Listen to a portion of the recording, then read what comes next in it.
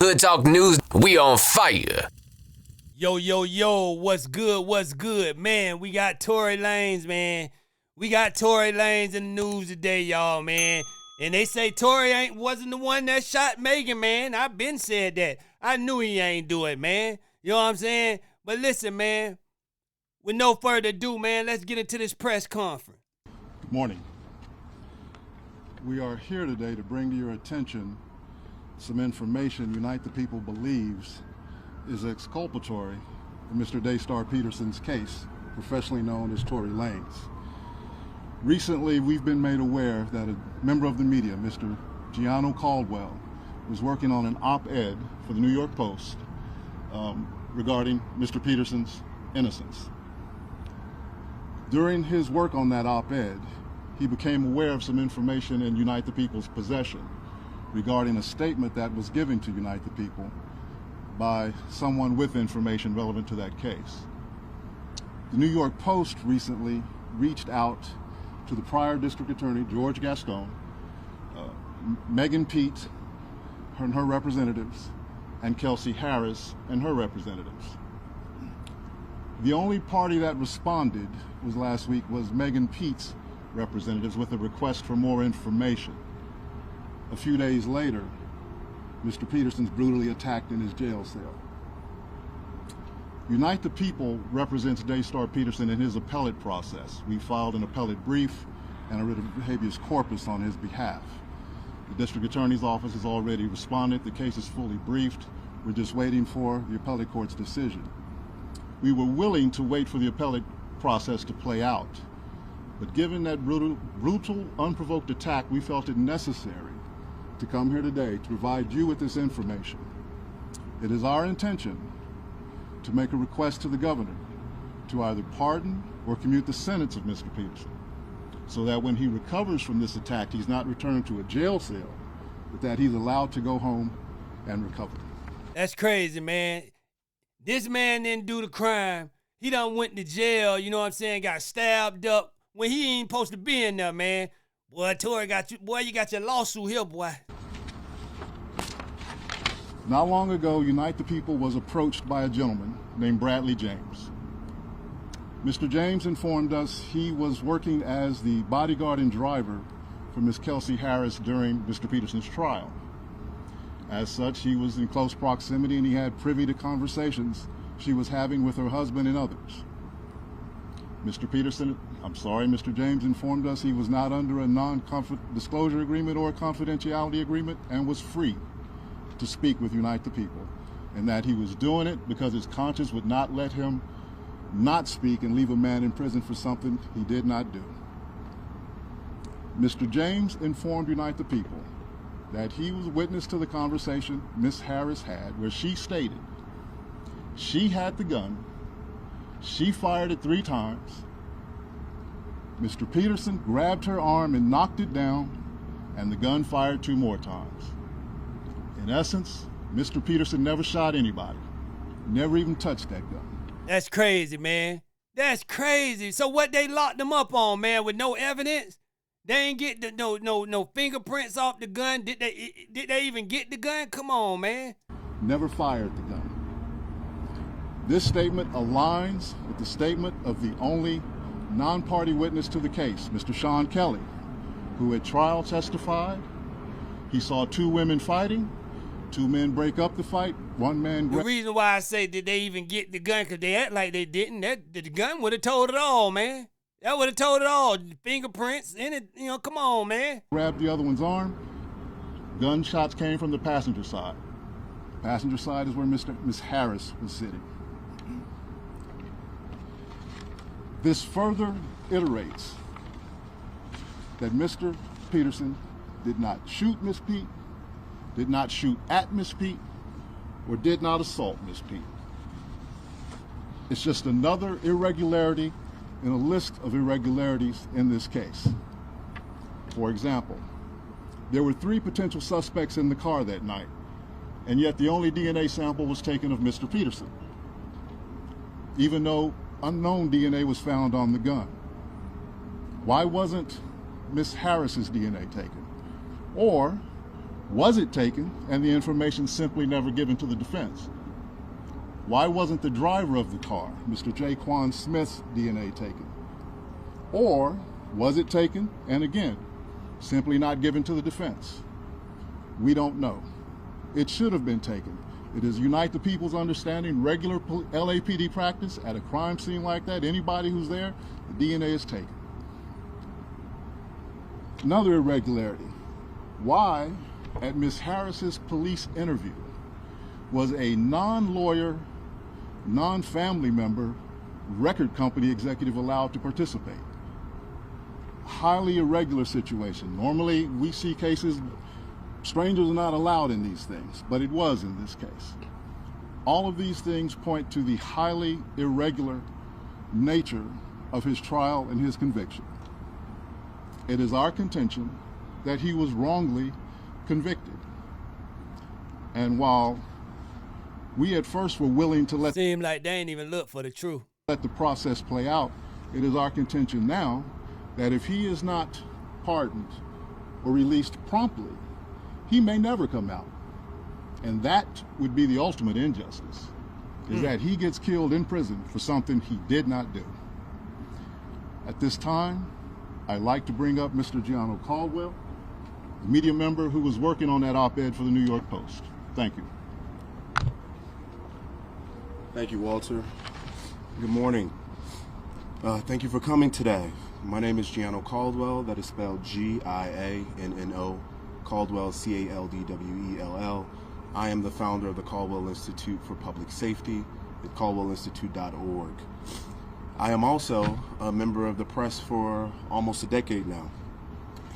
I've been looking into Daystar Peterson's case for almost 6 months now, professionally known as Tory Lanez. And after reviewing the evidence, the reporting, and the legal analysis, I've come to the conclusion that Tory Lanez was railroaded by the former district attorney, George Gascon. Hey. He was also wrongly convicted. I believe if Jesus Christ was Tory Lanez's attorney, George Gascon would do whatever in his power to ensure that Tory Lanez lost that case.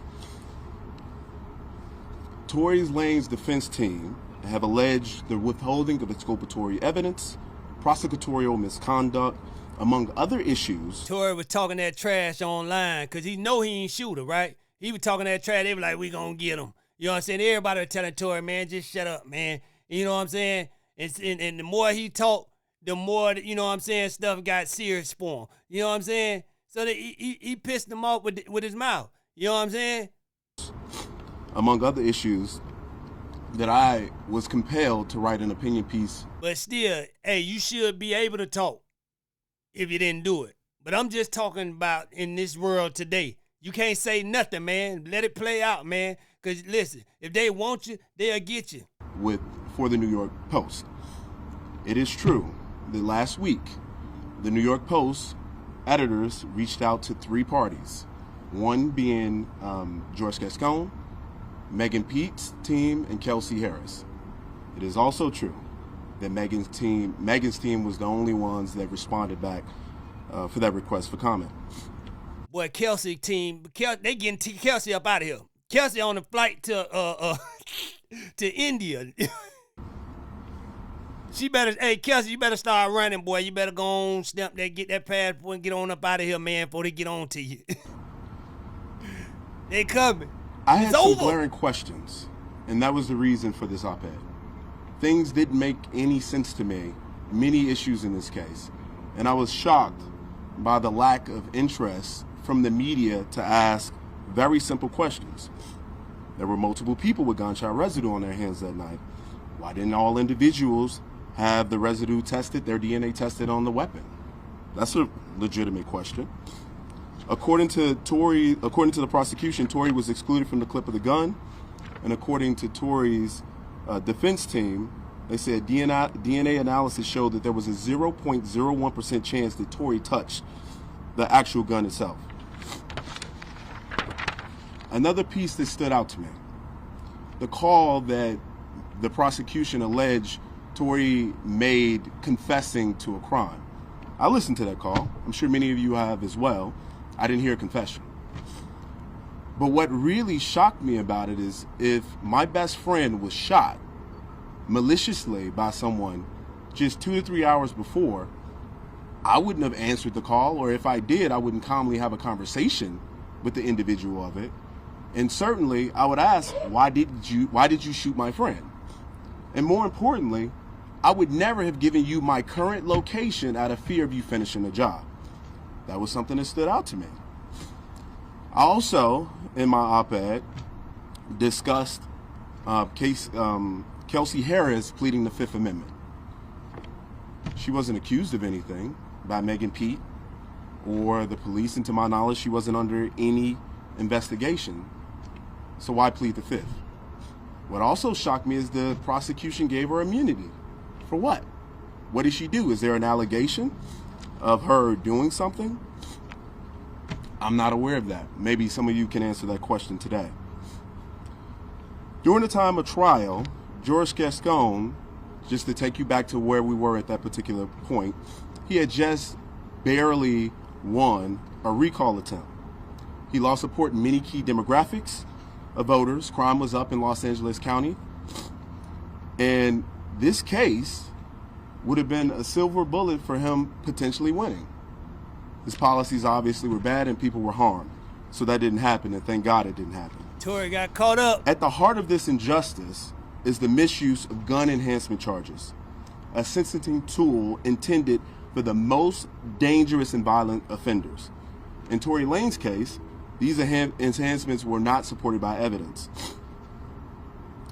But George Gascon, interestingly enough, who is someone who regularly would drop enhancements or not recommend them, chose to provide enhancements to Tory. And in his case, in any given situation, according to legal analysts I've spoken with, he would do 1 or 3 years if he did it without the enhancement. That's interesting. Why did George Gascon choose to pursue these enhancements? You know, there's cases I've been looking through which George Gascon has pursued, many in which he utilized these enhancements. A couple come to mind that I would like to reference here. One, Raymond Danger Gonzalez, a Mexican mafia gang member involved in a premeditated murder of 2 young men in 2017. Despite the brutality of the crime, Gascon didn't recommend enhancements. You premeditated murdered a teenager and another individual, brutal crime. Why would you recommend enhancements, but you would recommend them for Tory? That doesn't make a lot of sense. Crazy. He also didn't pursue sentencing enhancements for the senseless murder of General Hospital actor Johnny Victor in Los Angeles in 2024. There's a lot of issues with this case. Many I think that the media should be pursuing all angles of it. We should not allow there to be unanswered questions. We should pursue open questions without fear or favor to anyone. That includes Mr. Tory Lanez. In his letter from the Birmingham jail, Dr. Martin Luther King wrote, "Injustice anywhere is a threat to justice everywhere." If we take those words seriously, we must act when injustice is allowed to fester in plain sight. I founded the Caldwell Institute for Public Safety after my innocent teenage brother was murdered in Chicago on June 24, 2022. I stand firmly for public safety, for victims' rights, and for holding criminals accountable. But justice also demands that we protect the innocent and stand against politically motivated prosecutions. This is what I believe to happen here. When we imprison the innocent while violent offenders walk free, which is what George Gascon has often done, we undermine the very foundation of our legal system. Great. Mr. Peterson was never given a fair trial, free from bias, political interference, and media-driven pressure. His continued incarceration erodes public trust and diverts focus from the real work of keeping our community safe. Further, while incarcerated, Mr. Peterson was recently stabbed in prison, as many of you know. Hey. A tragic incident that underscores the Boy could have lost his life in there, man, and in there for falsely accused, man. Come on, man. urgency of this situation and Crazy. the risk to his life while this case remains unaddressed. Governor Newsom, I respectfully urge you to issue a pardon for Daystar Peterson. known as Tory Lanez. In a full and impartial review of his Give Trump $1 million, he'll get him out. case, California must not be a state where justice is driven by headlines instead of evidence. And in the case of George Gascon, that was often the case. So I encourage everyone here to go to caldwellinstitute.org, CALDWELL, Institute, INSTITUTE.org, and sign the petition. This petition asks for the governor to pardon Tory Lanez. Man, pardon Tory. Trump, get that boy up out of there, man. Hey, man, that's the Tory Lanez stuff, man. Listen, man, I want to get into this next story now, man. We got this next story right here, man. This ain't the end of the story. Yeah, y'all. Now we got old Rimpau in the hood today too, man. So, man, you know what I'm saying? This is his story. So let's get into this, y'all. With no further ado, let's get into it. He was right there when Nipsey rose and right there when he fell. From middle school to Crenshaw to the world. He took a blade for Nipsey while on tour. Then Nipsey cut him off, said he wasn't his best self. He ran, he didn't testify. But some say the silence was loyalty. The one guy standing next to Nipsey on March 31st of 2019 in Los Angeles, California, was one of the most powerful, gut-wrenching days in hip-hop history. The moment Nipsey Hussle was down in front of his own store sent shockwaves through the culture. But while the world was watching the man who fell, few looked closer at the one who stood beside him. You see that man right there? Just standing a few feet away from Nip? That's Rimpau. He wasn't just there that day. He'd been there for more than a decade. His childhood friend, neighborhood homie. One of the few who stuck through the journey from meeting him in high school as young kids to performing on stages across the world. But what makes his presence that day even more haunting is what happened after. He didn't testify. Hey, let me ask y'all something. Do y'all think Rimpau was Nip's real friend? Let me know, y'all. He didn't speak. He didn't even give a public statement. He disappeared into silence. In that silence, it raised more questions than answers. So who was he really? Why was he so close to Nipsey? And more importantly, why did he choose silence when the world wanted answers? To answer Rimpau, you have to go back. Back to the soil. Back to ground zero. Back to South Central. Before he was Nipsey Hussle, they called him E, or Concept. Back then, he wasn't rapping about the gang life. He was spinning about Marcus Garvey, oppression, and growing up in Black America. Something like Pac, y'all. That's how Pac started out. He was a part of a conscious rap group called Stranded Minds, with members like Ed Riot, Greg, and even Kid Ink. They performed at the Malcolm X Festival in Lamar Park, California. That conscious mindset, that boy say Kid Ink was part of the group. It stayed with him, even after the hood came. Man, what happened to Kid Ink? I ain't seen him around in a minute. Came into the play. Rimpau says that he got his name from the street he grew up on. He said, it just made sense. This is where I learned how to program in the streets. This wasn't branding, this was an identity for him. Before the Marathon store, see, I ain't know that. I ain't know he got his name from a street. The platinum plaques, before the headlines, Nipsey Hussle was just Ambience. And one of the first people to recognize something different in him was a kid named Evan. The streets would later know him as Rimpau. They didn't know there'd be legends at the time, but the bond they formed in those middle school hallways would change both of their lives forever. It's Rimpau, feel me? You on 58th with it, you know what I'm saying? Years later, Rimpau finally spoke on how it all began and what the connection led to. This friendship took him around the world and put real money in both of their pockets.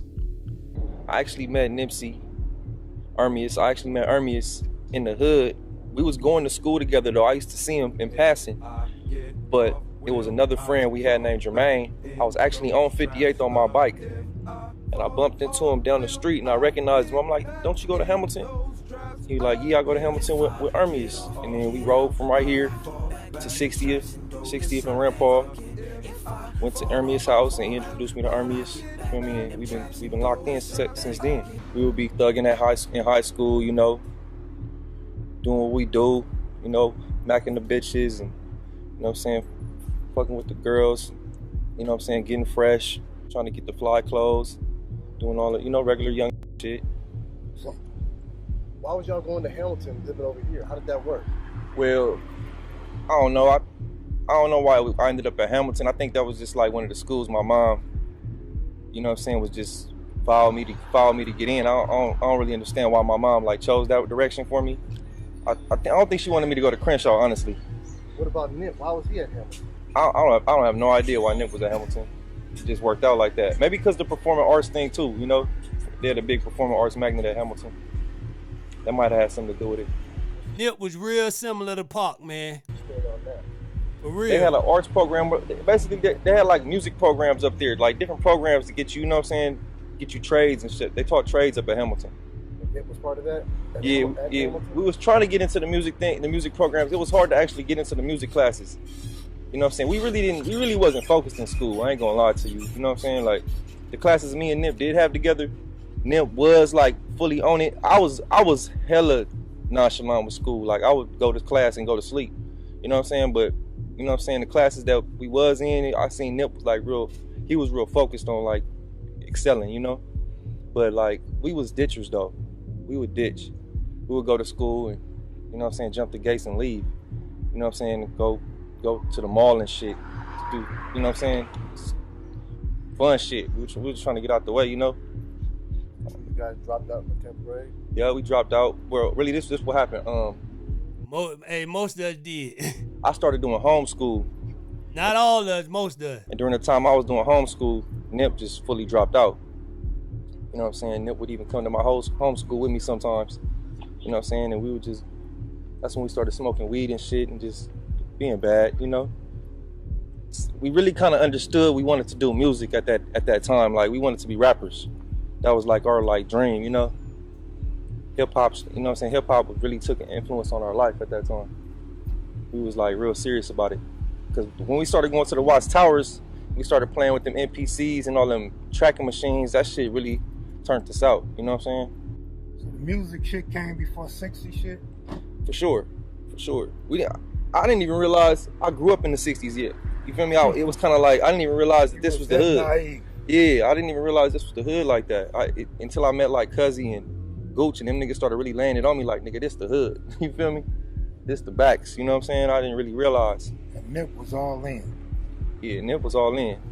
Nip was... Dude said he didn't realize it was the, man, come on, man. It can't look that nice over there where you ain't realize you was in the hood, bro. Come on.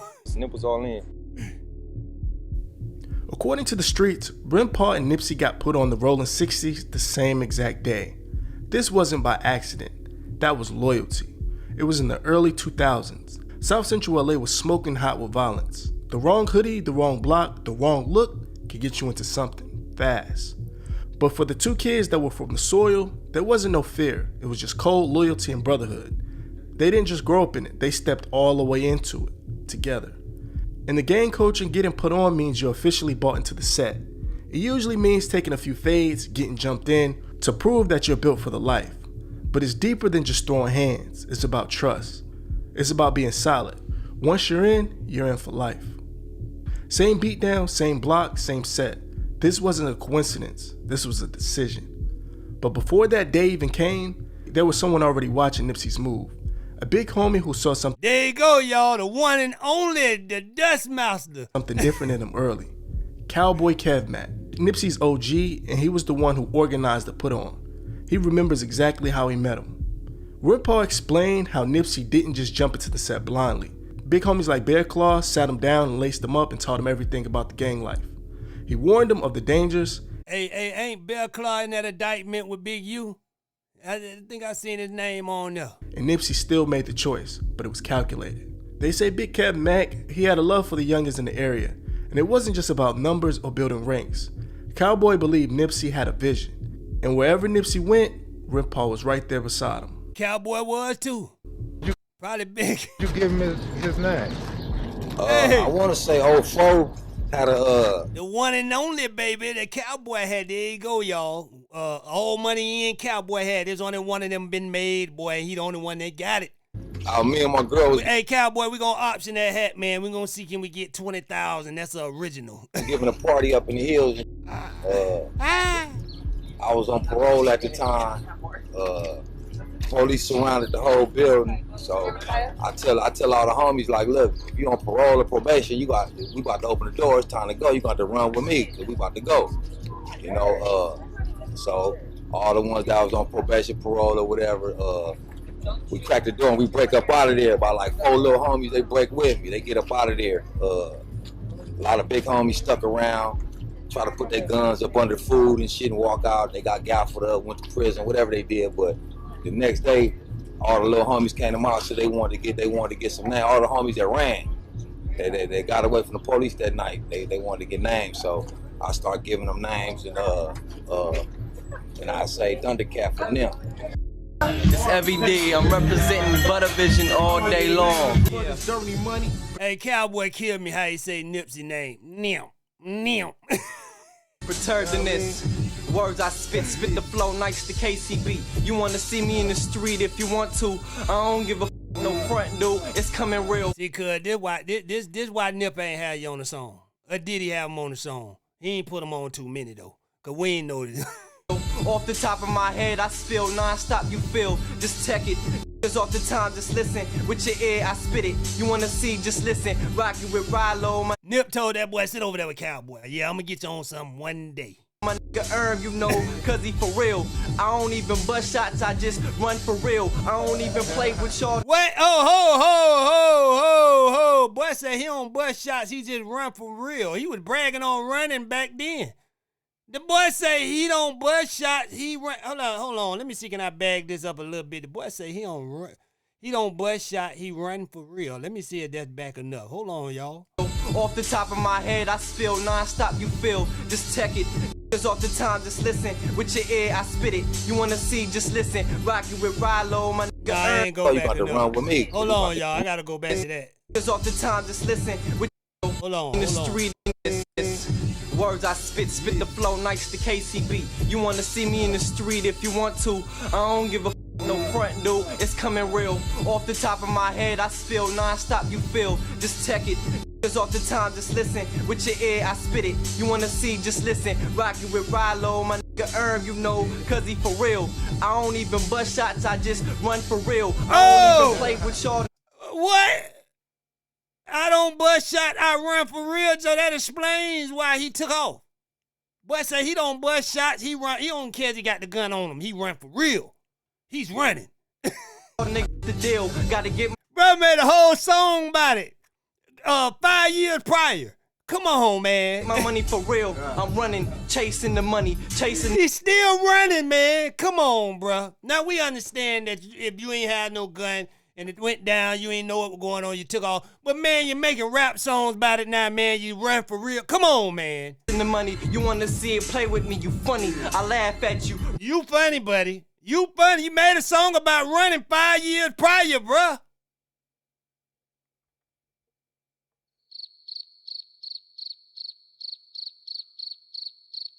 Come on, man. Run the smash, what you wanna play with me? I don't give a f.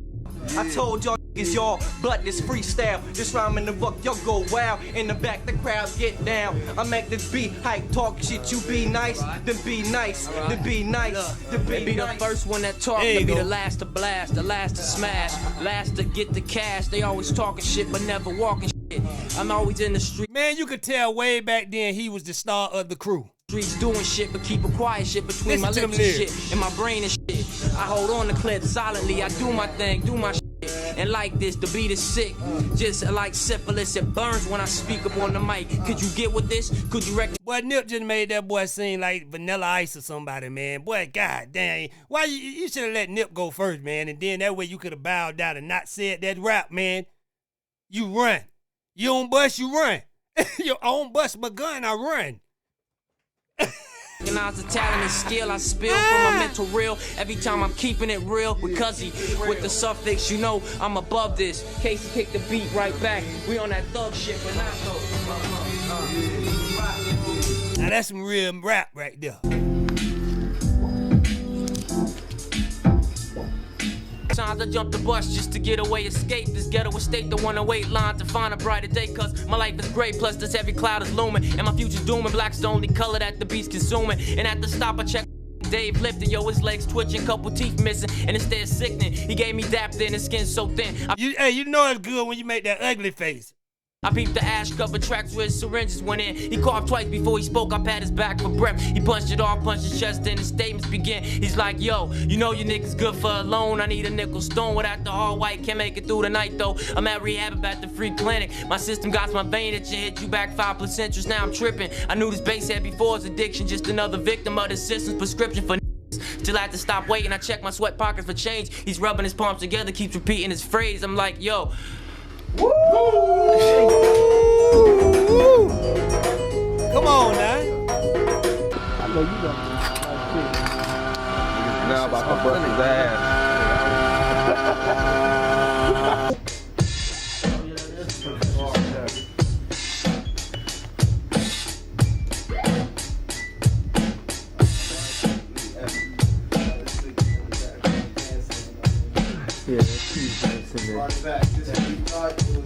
Take your time, Aaron. Stay focused. Here you go. Oh, that boy played ball too.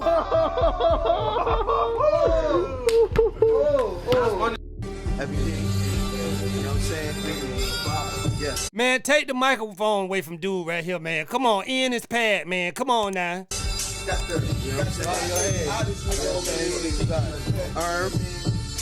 Get to anybody but Cowboy. Do it. Stole that shit, nigga, on a hot box mission. Takeover. It's the takeover. It's the takeover. We want money. They recorded their real first music in Dexter's house in South Central Los Angeles. Dexter, a Trinidadian photographer who believed in their talent. Dexter bought studio gear and gave them a place to record. That's where Hood Unit was born. Before Slauson Boys, before All Money In, it was a bunch of young, hungry creatives trying to figure it out one track at a time. Alright, we're recording. You know me, Baby Trip, off the BG. This is my C-Stroll, you know, Hood Unit. This is my nigga Kev gangs, niggas lose their brains. You know, we be in this, you know, doing the Thug Thizzle Hood Unit. This, you know, the whole box blowing up though, right quick. Just don't let Cal Mac rap. We talking about Cowboy over there. They used to call him that back then, y'all. Don't let him rap now. Hey, Cowboy start rapping, I'm stopping the video. It's over. That's it. When y'all hear him rap, I'm stopping the video. It's over. Don't film me. This is Nipsey. He working on his right now with his Butter Vision, but you know he gonna come back to the Fan Hood Unit. We gonna do another one. Off the BG, and we can't forget Young Car over there. She did the beat. From off of What's the Business. Young Thirst McGruff. Not for real. Hell yeah, all in the make. Cowboy was the original member though. I can tell you that. He was the original part of the whatever Nip them had going on. AB, why you holding that camera? You need to smoke something though. You good with that, but you better with the doty though. You know? That's the Cowboy before the dope, man. I'm telling you. I don't smoke, bud. What are you talking about? What is you saying? You got pounds in the What is you saying? What is you saying? You're not gonna Come on, walk. Hey, walk with me. Follow me though. Yeah, I'll walk with you, but I ain't gonna smoke. You know. Show me the I'm in the studio. Early stages, Slauson Boy project, and I'm from out Nipsey Hussle. Right before nigga got all the millions y'all gonna be seeing, it's me. Before the meal tickets and all that, a couple days before them, you know. Probably about a month or two away. They're gonna be all on BET and all that, you know what I'm saying? Niggas still taking phase in the hood though. You know what I mean? Homie out here tripping shit on the day. You feel me? But you know, names have been changed to protect the guilty. All that. Eventually in 2008, Nipsey Hussle signed a deal with Epic Records. He dropped 2 singles that went on a national level, and just like that, the world started to pay attention to the kid from Crenshaw. But just like most major label stories, the momentum didn't last. Staff changed and Nipsey got shelved. His debut album, South Central State of Mind, it never dropped. They put him on the back burner. But Nipsey just wasn't built to wait on anybody. Fresh off the streets, he wasn't trying to be just another rapper. He had a blueprint. And from the jump, Rimpau was right there with him building. From Slauson to Crenshaw to the corners of the country, they hit the road on an independent way, burning CDs, pressing up merch, booking their own shows. This wasn't a label budget. This was street hustle. This was street hustle with a business mind. While most artists were chasing radio spins, Nipsey and the team were building value. They launched the Proud to Pay campaign, selling his Crenshaw mixtape for $100 a copy. People laughed until Jay-Z bought 100 of them. But behind the grind, there was a quiet struggle. What was a hustler? Behind the scenes, both Nipsey and Rimpau grappled with the lean addiction, a common vice in the culture. Nipsey would later admit it clouded his focus and he didn't want that energy around him anymore. He said, I stopped smoking weed and stopped soda. He was a soda fanatic. I was drinking lean. You know what I'm saying? I was pulling it, and I didn't know how unhealthy it was. And People were dying. Yeah, and part of that also is the amount of soda you drink. Well, that's one thing I ain't never fooled with or ever tried, boy, that lean, boy, and don't plan on trying it no time soon, boy. For real, boy, that's the killer, boy. That's what they need to start talking about lean. You ain't gonna lean, you gonna lean all the way down in the ground. Drink too much. You gotta think if you wake up and drink a soda at 8 a.m. and you drink sodas the rest of the day, bro, I'm a skin, had a pop belly. You know what I'm saying? That shit don't look right on the skin. You know, but just overall, just feeling unhealthy. You know what I'm saying? Like, yeah, say I was getting the dad bod, boy. That don't look right on the skinny dude, boy. That beer belly. I don't like the way that feel. Your eyes, it show. You know what I mean? So, I was like, you know, I'm off all of that shit. I'm gonna just focus on being healthy, working out. Yeah, it do show, Nip, boy. Look at Kodak, boy. Woo, it's showing, boy. Everything's showing on Kodak. Everything. You can tell. You can look at Kodak and tell what drug he on. Which one? Just name one. Okay, that's the Molly effect right there. Okay, that's the perp right there, boy. Oh, that's the lean there, boy. You can look at him. He show all signs. Eating good as best I can. You know what I mean? Being focused. So he made a decision to cut it off and cut off anybody who brought it with him. But back then, it just wasn't there yet. All right, so the first thing I'm going to do with you guys, I hope you guys drink. Of course. Got Patron and Molly. Oh, wait a minute. We got Molly Tron. No. We drink red. All right, so look. After the Crenshaw mixtape dropped, the crew took their buzz and hit the road, and they started the Crenshaw tour. Most of the dates were sold out, including Chicago, but in the Windy City, things went left. Hey guys, thanks for tuning in. I'm Damon Campbell with Music'sMyLife.com here outside of Fat Tiger in Chicago. Yeah. The Windy City, as you can tell. Super cold out this motherfucker, Sniperhood and that puzzle. Big shout out to Chirac, man. We out here thugging, getting ready for this concert tonight.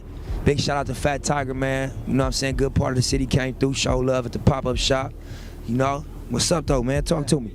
According to big folks, a Chicago OG who managed the Chicago artist Lil Mouse, there was a fight after a show. Rimpau stepped in to save Nipsey's life. In the chaos, Rimpau got stabbed. His lungs collapsed and he was rushed to the hospital.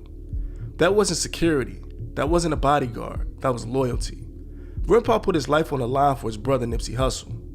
The Mexicans in Chicago tried to. Yeah, news too, because his homie Rampar, the same. I said this on No Jumper too to Flacco.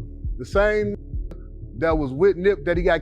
You know, he was with his homie that day in the parking lot, and the nigga ran away, like took off fast as hell. That was Rampar. But like I was saying, like I know he got a lot of grief for running away. Like, you know what I'm saying? Because like you, Sean Cotton, whoever's around you, like Charles White, I know you helping his career. Somebody get to blowing at you and that run off on you. The nigga like me gonna look at you like, damn, that's not honorable. Because that man, he your lifeline. You know. I mean, you know, if he ain't had no pistol, what was he supposed to do? But I heard Rimpau's story, right?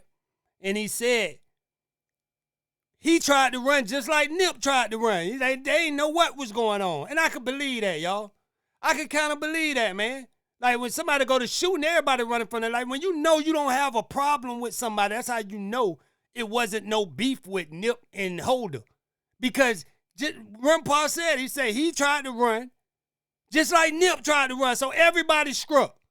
They didn't know it was for them. They didn't know dude was, you know what I'm saying? Come on, man. He ain't had no pistol, you know what I'm saying? I don't know what he could have did. But like I said, man, I done been in this type of situation before. You know what I'm saying? You know, in the heat of the moment, when it's your brother, you ain't thinking about that, man. I could have been dead, man. But when I seen my brother about to take his last breath, dude got the big knife over him, about to come down. He holding for his life, bleeding, because dude already done hit him up. You know what I'm saying? I done ran down there and grabbed dude. Blue, quick, before dude even could look my way. You know what I'm saying? I done throw him, you know what I'm saying, in the chokehold. Choked him out. He dropped the knife. My homeboy came up, went to kicking him to sleep. You know what I'm saying? But in the spell of the moment, man, when you in that moment, man, you don't know how you gonna think. I feel like this. If you a real dude, if you a real dude, right? And I ain't saying you ain't a real dude because you got scared and ran. That's just what's in you, man.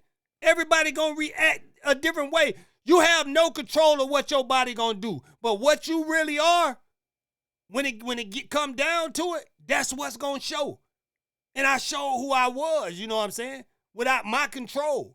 My body did what it did, you know what I'm saying? I couldn't run.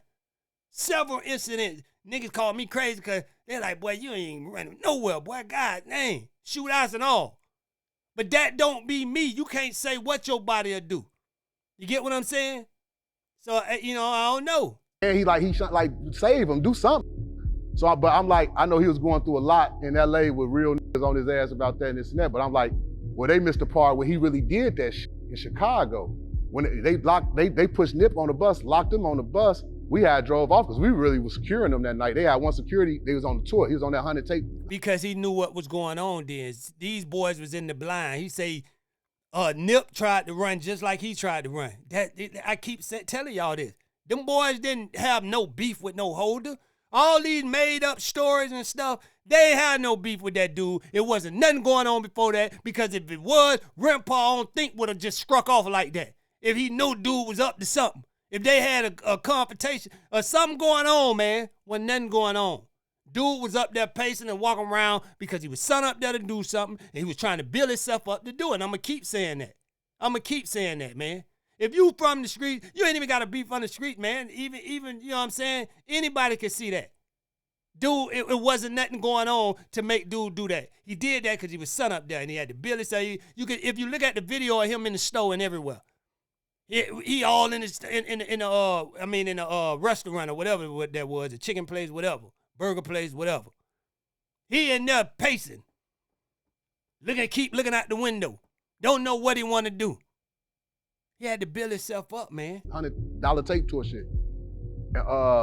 6 Mexicans with Crenshaw shirts on came behind. Matter of fact, at the concert, Sean, it was fucking 100 Mexicans with colorful Crenshaw shirts on the south side of Chicago. I'm already like, man, what's to this? And we went backstage. Nip like, man, hey, keep y'all head up, because, you know, some shit went on back home. He dead now, so I can say it. It's the 60s or whatever, they had robbed the motherfucking hotel for like 300 keys of. And they know he traveling and this and that, so he was an easy target. They was gonna hurt the 60s type shit. You see what I'm saying? Well, the 60s wasn't no joke, boy. 300, boy. Ooh. Wow. Yeah, so that's, you know, we found out everything. I wanted to bet you get in a piece of that. Yo, this is a Say Cheese exclusive right here. Yeah, that's why they was gonna Nip, you know what I'm saying? But Nip, they had nothing to do with that or nothing. Like he was telling me, he's like, I don't got nothing to do with that, but the homies back home, they did some shit. So it's like, the Mexicans was at war with from around there. They caught you with a white t-shirt on there, type LA, all types. Well, that shit, you know, we got a big Mexican presence too in Chicago, Humboldt Park and all that. They monsters too. So I guess they got the kite to go ahead and do them. And they tried to do them because, mind you, they got a goofy ass security with them like on some Dewberry shit. Your boy Charles, the white homie Dewberry, that think he could whoop shit. I swear to God, listen, they had a like that with him from LA. Like, man, all right, I got the on me, I'm big as hell, I'm gonna knock a nigga out. Big, slow, dumb ass. I swear to God. So we think we pulling out, man, 26, we pulling out. I didn't say big, slow, dumb ass nigga. I say, dude, man. Come on, man. We pulling out.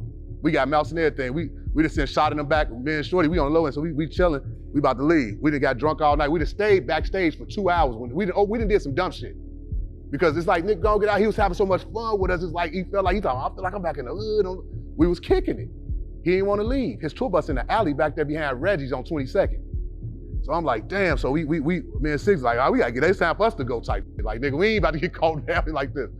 So we out of there. He get on the tour bus, right? So in our rear view, we see the colorful shirt, Sean, the Crenshaw nigga. We see him, they running to the bus. Throw the car in reverse. Like, what the Man, by the time I'm in reverse now, I'm about to turn the car to get back to alley. The lights is on everybody. It's 6 motherfucking Mexicans. Little, they not big and no big goons, but like I say, like a Dewberry ass standing there trying to talk tough to him. Man, the littlest Mexican, I swear to Jesus Christ, ask Rimpau this. Get in touch with Rimpau so he can verify everything I'm saying about this night. Man, knock this big goofy ass straight out on some Chicago shit. Bah! Little pack his ass out. He fall out. Bam, he had on big glasses. and it's ice outside.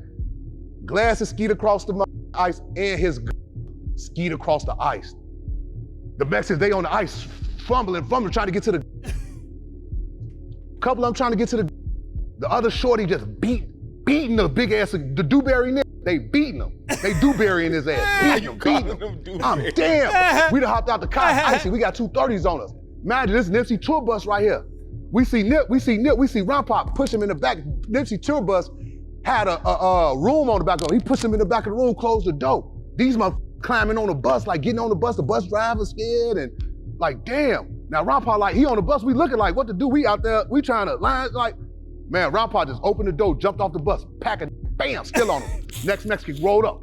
Wow, damn, Rimpau. We, damn.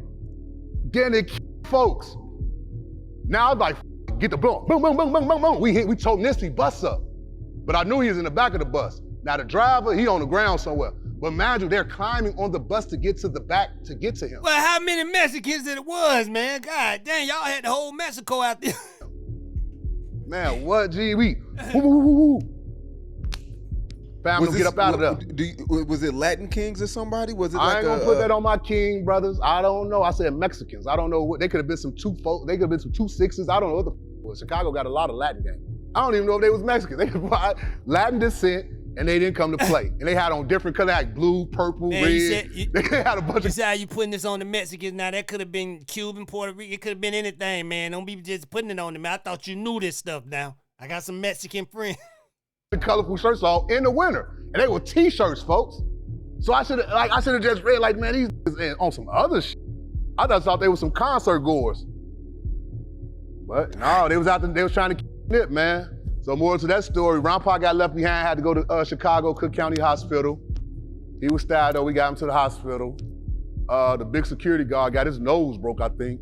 The Dewberry got it. We gonna call him Dewberry. Dewberry got his nose broke and put back on the bus. Nip sent them home because they next stop was St. Louis, I believe. They had to go like next door somewhere. He is just like him and the bus driver on the bus now. Crazy. But yeah, them 60 years, no, like, we let off about 30 shots at their ass. And they was like warning. We wasn't trying to really knock shit down because now if we keep some on this boy bus, and we him, like we just really just trying to scare them off the bus and keep their ass from grabbing his the Dewberry, because he capped like he was Dewberry, like he was gonna whoop and this and that, and got knocked out on the first punch by a little boy. And skeeted across the thing. It was horrible, G. They didn't get their hands on his, got his back.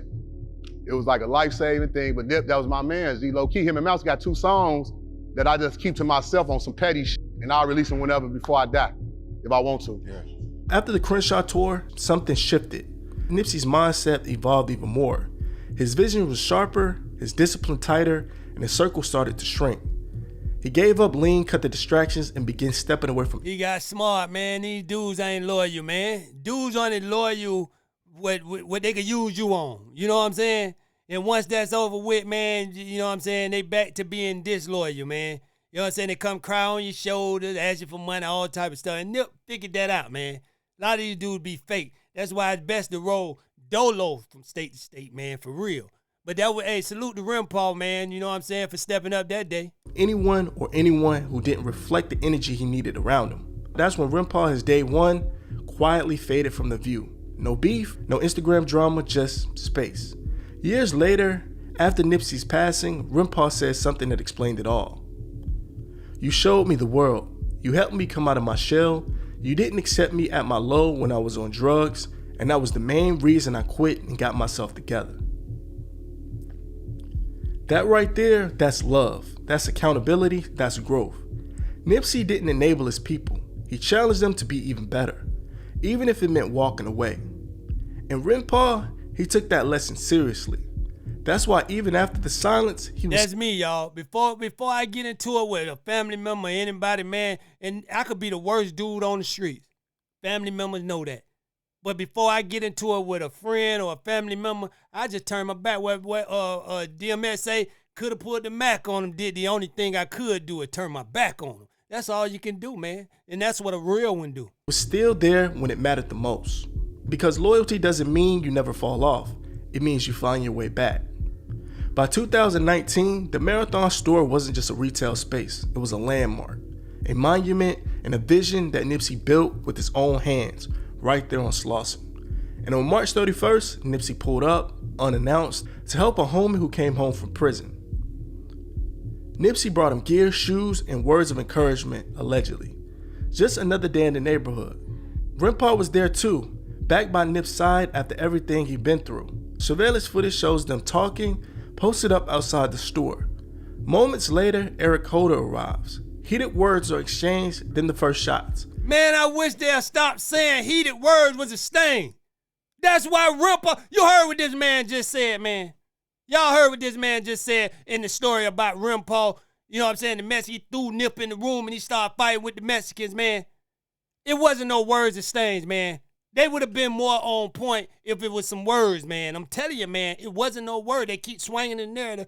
Words was a stain. No, it wasn't, man. It wasn't no words. I'm telling you, my man. It wasn't no words, man. All respect to you, but it wasn't no words. Panic screams, and just like that, Nipsey, the voice of the block, was hitting down. Rimpau was right there, but in the footage, some say he ran. That boy ain't look back. The whispers started to go immediately. Online, people asked, why didn't he do anything? Why didn't he protect them? In the aftermath, people wanted answers. Some pointed fingers at Rimpau, accusing him of running, of not doing enough, of leaving Nip. But in a series of leaked messages, Rimpau responded to a fan in the DMs. He said, I didn't care Ermias. That was my friend. Hey, boy, they be watching me, boy. They be watching me. Y'all see that logo, man? That's that. They be watching me, man. Friend, there was nothing I could do in the moment. I didn't have a or anything to protect them or me. I had to save my own life so my family didn't have to bury me too. I didn't leave him. We both tried to run away. And I don't sleep at night. I have demons. I stay up thinking about why God spared me that day. These weren't press statements. These were words from a man who had lived from what he saw, what he couldn't stop seeing, and what he'll never forget. Yeah, that was something one of my people had done something to me, man. I had put that out. Yeah, he had. That's what I'm telling y'all. The man said Nip ran at the same time. Nip ran at the same time, man. You know what I'm saying? He said both of them tried to strike. They didn't know what was going on. So that's how you know it wasn't no word of stains, man. That's a man living with trauma. He was there at the start, and he was there at the end. And he's been silent ever since. Some call it survival, others call it guilt. But one thing that is clear, he never stopped loving Nip. In the hours after Nipsey passed, the block was filled with pain, confusion, and rage. But one of the most powerful testimonies didn't come from the streets. It came from Nipsey's own mother. At a later award show, she shared a private moment she had with Rimpau, something right after the incident went down. She says his spirit was filled with anger, revenge, and heartbreak. One of Ermias's close friends was very traumatized. I walked over to him and put my hands on his. And I could believe that, man. I could believe he feel bad, like, cause he didn't know what was going on, and the whole world is pointing finger, calling, saying he ran and all that type of stuff, there, man. But in the heat of the moment, you know what I'm saying? They didn't know what was going on. The man said both of them tried to run, and as you can see in previous, you know what I'm saying, incidents. Rimpau ain't no runner. He throw Nip in the room. This is a dude from Chicago, ain't got no reason to lie. I think that's a little mouse manager. He ain't got no reason to lie. You know what I'm saying? So come on now. Shoulder, and I told him, Evan, look into my eyes, Evan. I said, you know that we are spiritual beings. Hey, cause I was on that. I ain't gonna lie, y'all. I'm only human. I might say some stuff, you know what I'm saying? But the real ones know, you know what I'm saying? So they respect, and you know, even when I make a mistake on something, you know what I'm saying? Because I was feeling like that about Rimpau until he wrote that, and then I was like, I get it now, you know what I'm saying? And sometimes you have to get it. We only human in this world, man. I done had people come over here, man, and just be on some. These people done cried in my arm. As soon as you make a mistake or something and say something, oh, so I can understand how he feel. You know what I'm saying? As soon as something go wrong. You know what I'm saying? Or you make a mistake. People feel like they don't make mistakes. You're not human. You won't say stuff that, you know what I'm saying? Like, I might say something you don't like today. But that don't mean, that's my opinion. Everybody got opinions. Man, I have some dudes over opinion be ready to kill you, boy. And don't know the person. The person never did nothing for him. I done sat and listened to dudes cry in my arm. So I could see how Rimpau feel. When you beat up for somebody, you beat up on you slip up one time. Now the whole world feel like, you know what I'm saying, you a bad person. But they ain't counting all the times you been there. And they never been there. Having a physical experience, right, Evan? You understand that, right? So even though our bodies die, as they call it, on this side of eternity, our spirits live. We lift out of this vessel and we continue on. And then I felt a spirit of retribution and revenge when I had my hands on his shoulder and I had to talk. And I was 100% present in the spirit and 100% absent in the body until I felt that spirit of retribution and revenge. And then I started talking to Evan, and I don't even know what words I used because I was very frightened then. That frightened me. I cannot remember what I said, but I could tell that I had chased those spirits away from him. So I walked back to the yellow tape, and the officer greeted me, and he said, yes, that's the right hospital. And I told him, thank you. That boy over there crying down, man. Excuse me, y'all. That boy over there crying down, man. That boy is hurt, man. Thank you very much, officer. And I looked at his badge, Resurrection. And when I walked away, there was a woman running down the alley behind the Fat Burger. She was heavy busted and looked like her breasts were gonna make her tumble over. It's broken asphalt, you know. I was, and she was just in grief. She was just grief. I told her, hey, wait, what are you doing? Stop, look at me, okay? I'm his mother. Get yourself together. I need you to help me get my car out of this parking space, okay?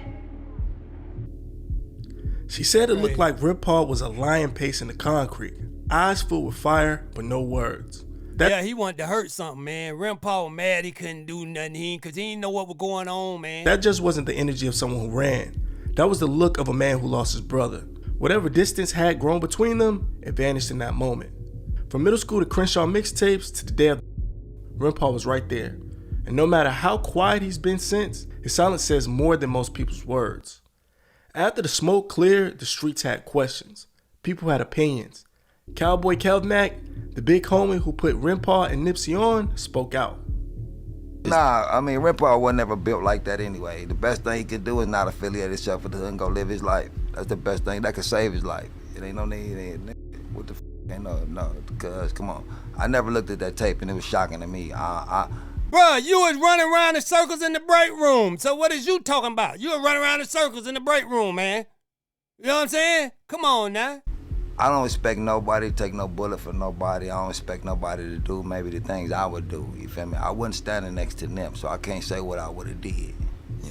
You feel me? I know in my mind what I would have did, you feel me? But I can't say that, you know? I know Rimpau was never built like that, okay? And that is what it is.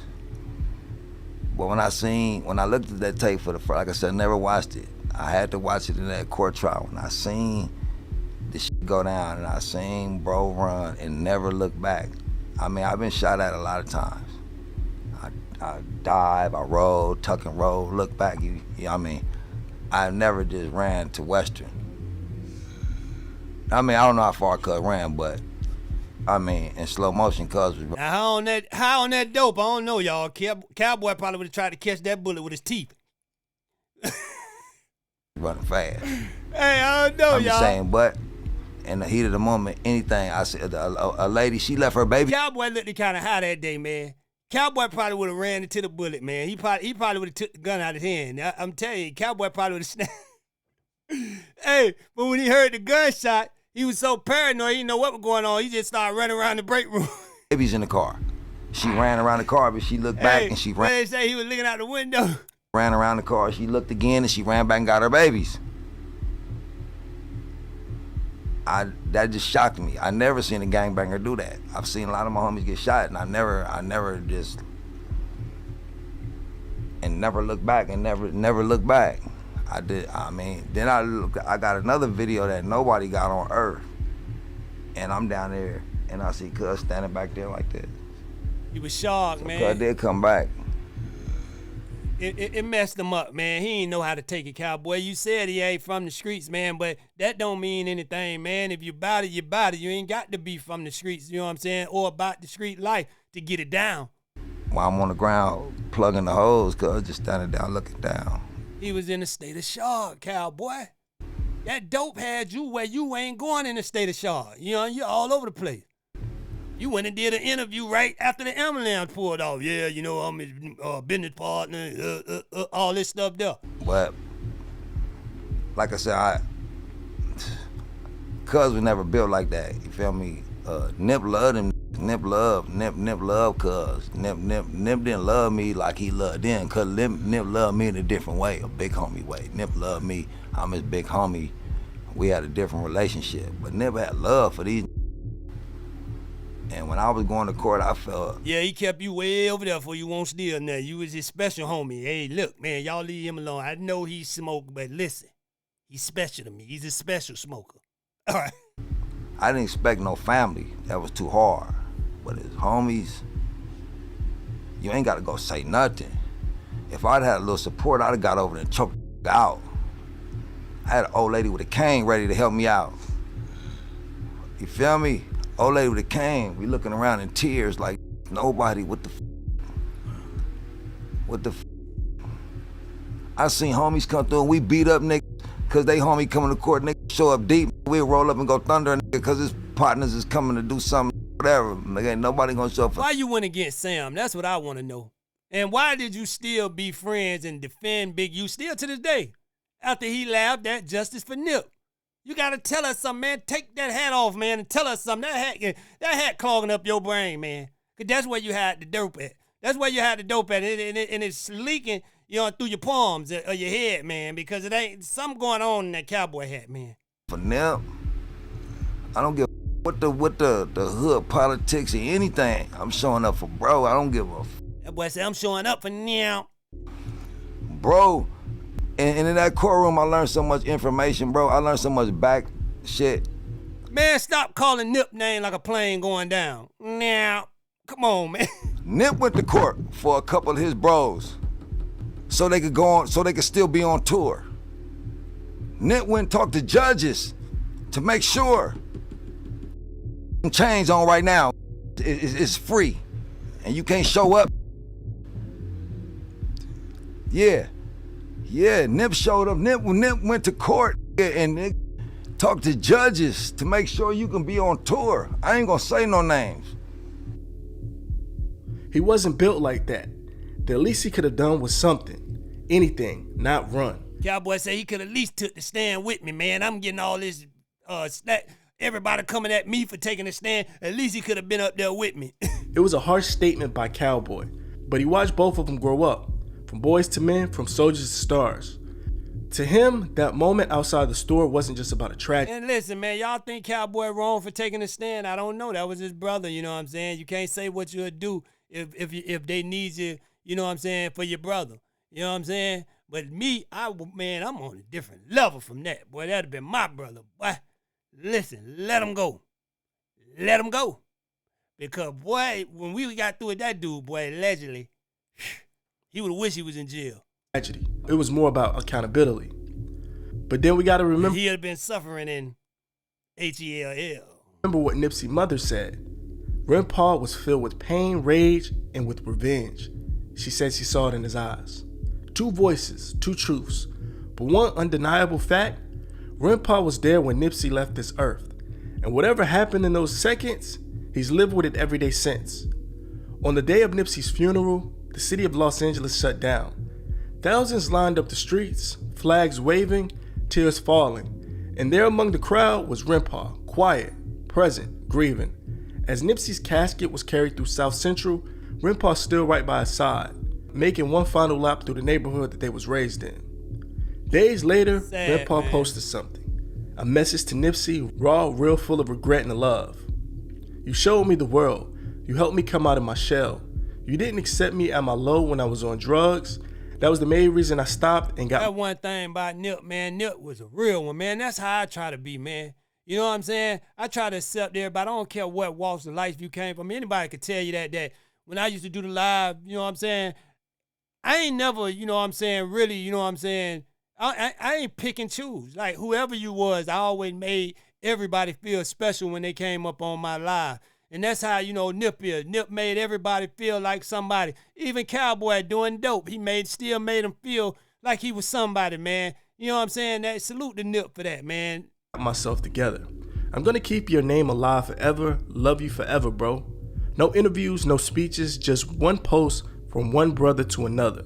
And that's how the story of March 31st ends, not with blame, but with grief and love. After Nipsey Hussle passed, the world mourned. We only blaming Big U. Tributes poured in. Streets were renamed. Artists paid respect. But one person stayed silent, and it was Rimpau. Behind closed doors, the whispers got even louder. Why didn't he stop it? Why didn't he testify? Why didn't he speak up? People wanted answers, but Rimpau But they ain't need them, as you can see. gave none. By the time Eric Holder went to trial for the passing of Nipsey Hussle, years had passed. Emotions didn't fade. They hardened. The streets still felt the loss, and now everyone wanted justice. But when the witness list came out, there was one name missing, Rimpau. Cowboy Kev Mack was the only one in the inner circle to testify in the past and didn't hold back his frustration. In July of 2022, after a protracted trial, Eric Holder Jr. was found guilty of first. Let me ask y'all a question. Do y'all call, I hear a lot of dudes, you know, around the internet calling Cowboy a snitch. Do y'all feel Cowboy a snitch for taking a stand for Nip? How do y'all feel about that? You know what I'm saying? Because a lot of people get mixed feelings about that situation. But let me know in the comments, man, do y'all feel he's a snitch for taking a stand? I don't know, man. You know what I'm saying? Killing Nipsey Hussle. The jury also convicted him of 2 counts of attempted voluntary manslaughter for injuring 2 other bystanders in the shooting. Subsequently, in February of 2023, Holder was sentenced to 60 years of life in prison, bringing a legal conclusion to the case. And Cowboy, if you had anything to do with any of this stuff, boy, listen, it's going to come out. And it's going to be over. While the verdict provided a sense of no more dope smoking, no more none of that. You getting off the street. You getting off the street. Of justice, it didn't fill the void left by Nipsey's presence. For the closest to him, like Rimpau, pain remained, compounded by the weight of the public scrutiny and personal grief. According to the reports, Rimpau was issued a subpoena to appear in court, but he never showed. Was it fear? Was it street code? Or was it trauma?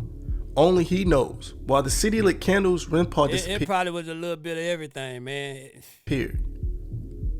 Some say he was broken, others say he was ashamed. All we know is Cowboy taking a stand. The gangsters of LA just look at that man on the dope.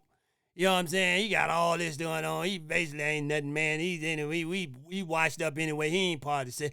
We expect him to do something like that. But being the age Rimpau in, he's still active in the streets, like being in the streets. I ain't saying active killing him because y'all jumping coming. He ain't gang banging. He ain't no active. Listen, being he's the age he is and he's still roaming the turf. You know what I'm saying? He know he would have been a target. Straight up. That he vanished. Not because he didn't care, but because it hurt too much. It was too close.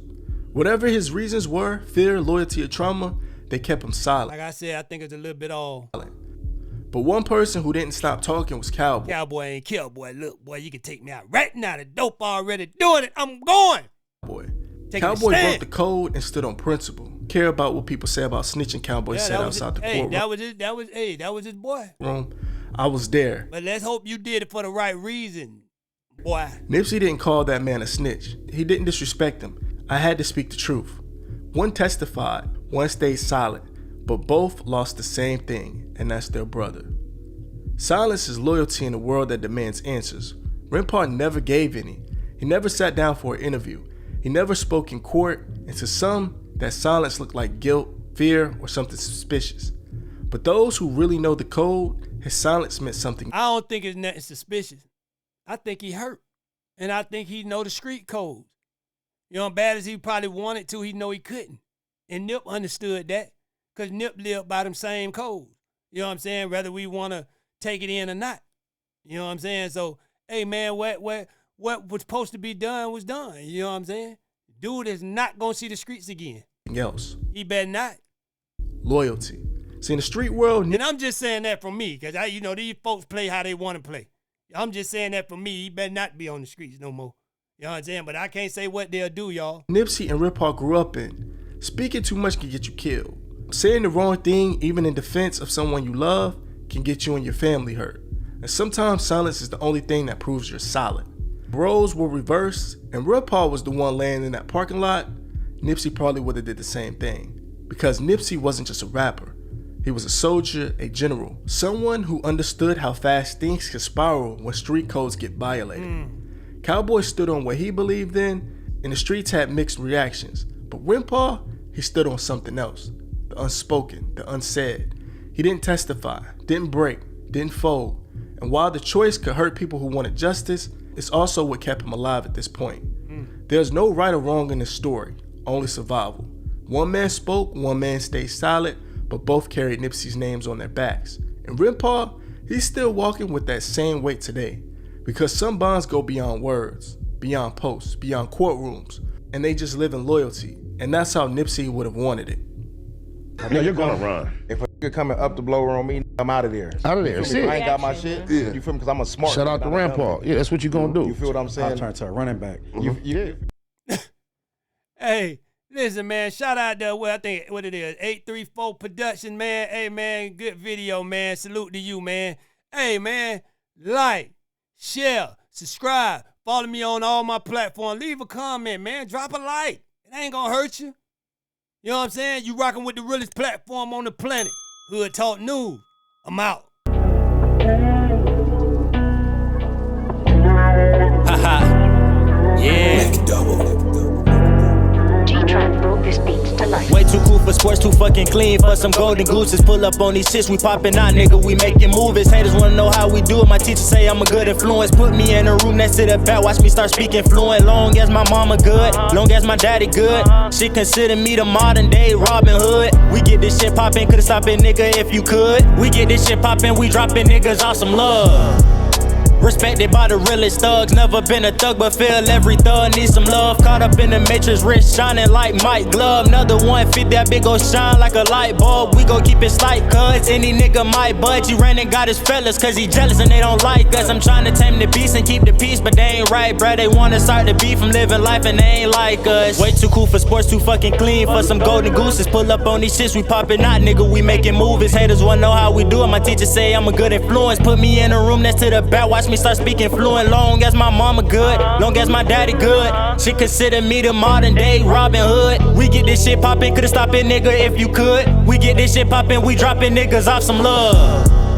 And haters wanna see us go, we poppin' out this bitch like a motherfucking TV show. More baddies than the baddies, and I ain't tryna get married on some upscale shit. And lil' mama a little savage, goddamn, can I grab it? I'm just playing, but can I grab it? They say the way I flip this money, I should be in gymnastics. Say the way I kill this beat, you should dead it in the casket. Watch the way I'm pulling up, matte black, so nasty. Slow mashing, I let them pull past me. Once I hit the gas, man, they know it's no catching. Competition waiting, faking, hating for no reason. All my competition might be dead in prison. Now I see the vision, stay true to your religion. She made them catch the Holy Ghost, she popped it like a pistol. She made her spin up all his dope by acting like she miss him. Now he got issues, give his ass a tissue. Way too cool for sports, too fucking clean for some golden gooses. Pull up on these shits, we poppin' out, nigga, we making movies. Haters wanna know how we do it, my teacher say I'm a good influence. Put me in a room next to the back, watch me start speaking fluent. Long as my mama good, long as my daddy good, she consider me the modern day Robin Hood. We get this shit poppin', could've stopped it, nigga, if you could. We get this shit poppin', we droppin' niggas off some love. Way too cool for sports, too fucking clean for some golden gooses. Pull up on these shits, we poppin' out, nigga, we making movies. Haters wanna know how we do it, my teacher say I'm a good influence. Put me in a room next to the back, watch me start speaking fluent. Long as my mama good,